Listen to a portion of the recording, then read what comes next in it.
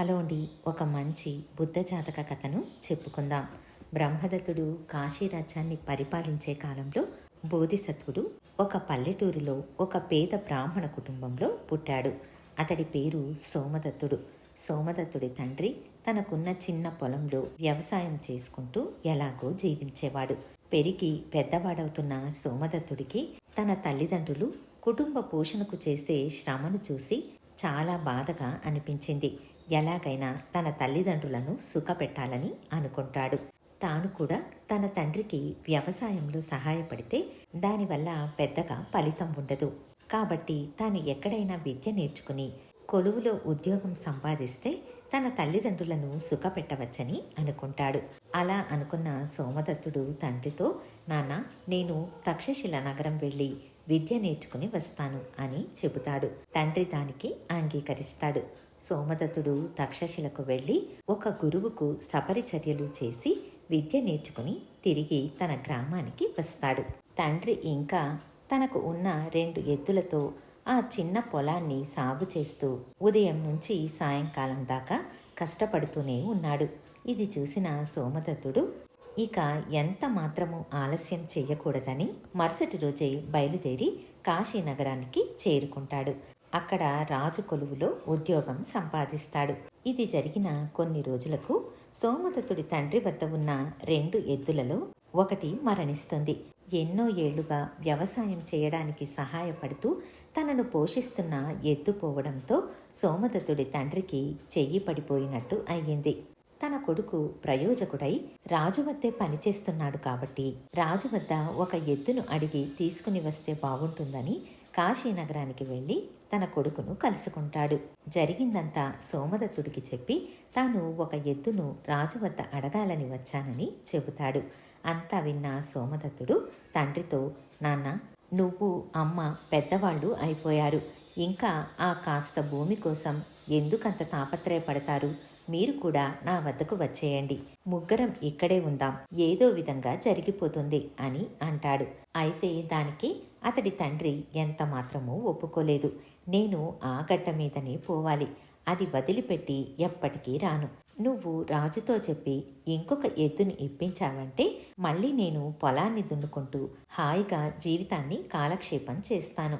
అక్కడ ఉండే శాంతి నాకు ఇక్కడ ఉండదు అని అంటాడు.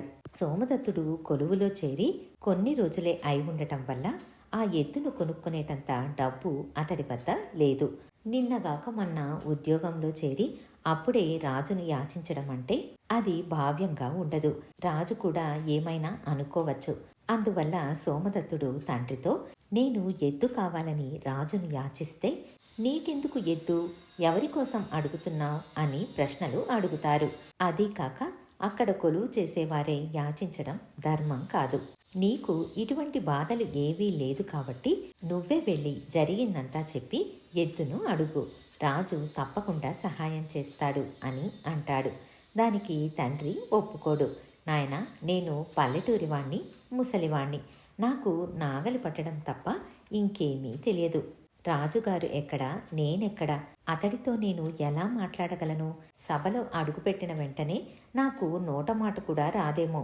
మర్యాదగా ఎలా మాట్లాడాలో నాకేం తెలుసని. అలా చేయడం వద్దు. ఎలాగోలాగా నువ్వే సహాయం చెయ్యి అని అంటాడు. దానికి సోమదత్తుడు, అలా జరగకుండా ఉండటానికి ఒక పని చేద్దాం. నేను నీకు చీటీలో 2 వాక్యాలను రాసి ఇస్తాను.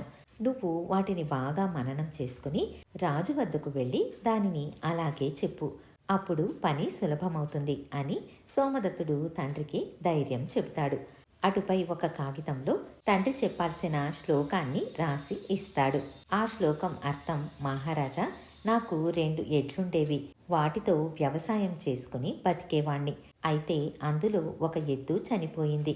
కాబట్టి మీరు ఇంకొక ఎద్దును ఇప్పించవలసిందిగా కోరుతున్నాను.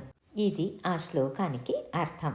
సోమదత్తుడి తండ్రి బాగా శ్రమపడి ఆ శ్లోకాన్ని కంఠస్థం చేసుకుంటాడు.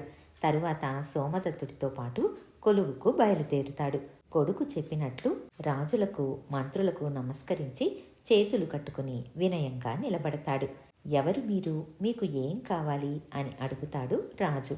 వెంటనే ముసలివాడు, తన కొడుకు రాసి ఇచ్చిన తాను కంఠస్థం చేసిన శ్లోకాన్ని చదువుతాడు. కానీ కంగారులో శ్లోకాన్ని కాస్త మార్చి చెప్పేస్తాడు. దాంతో దాని అర్థం మారిపోతుంది. అది విన్న సభికులందరూ నవ్వుతారు. సోమదత్తుడు తల వంచుకుంటాడు. ఎందుకంటే తండ్రి కంగారులో నాకు రెండవ ఎద్దును ఇప్పించండి అనటానికి నా రెండో ఎద్దును తీసుకోండి అనే అర్థం వచ్చేటట్లు శ్లోకాన్ని చెప్పేశాడు. రాజు వృద్ధుడితో నీ ఎద్దును నాకివ్వటానికి ఇంటి నుంచి బయలుదేరి ఇంత దూరం వచ్చావా అంటాడు నవ్వుతూ. మహారాజా, కావలిస్తే మీరు దానిని తీసుకోండి, దానివల్లే ఇంత గొడవ వచ్చింది అంటూ జరిగిందంతా రాజుకు సోమదత్తుడి తండ్రి వివరంగా చెబుతాడు. సోమదత్తుడి నీతి నియమాలకు రాజు ఎంతో సంతోషించాడు. ఎందుకంటే తన కొలువులో ఉన్న వాళ్ళందరూ రాజును చీటికి మాటికి ఆశ్రయిస్తూనే ఉంటారు. కానీ సోమదత్తుడు అలా చేయలేదు. రాజు ఎంతో సంతోషించి 8 జతల ఎడ్లను చక్కగా అలంకరించి సోమదత్తుడి తండ్రికి ఇచ్చి పంపిస్తాడు. ఇదండి కథ. మళ్ళీ మరొక మంచి కథతో మీ ముందుంటాను. ధన్యవాదాలు.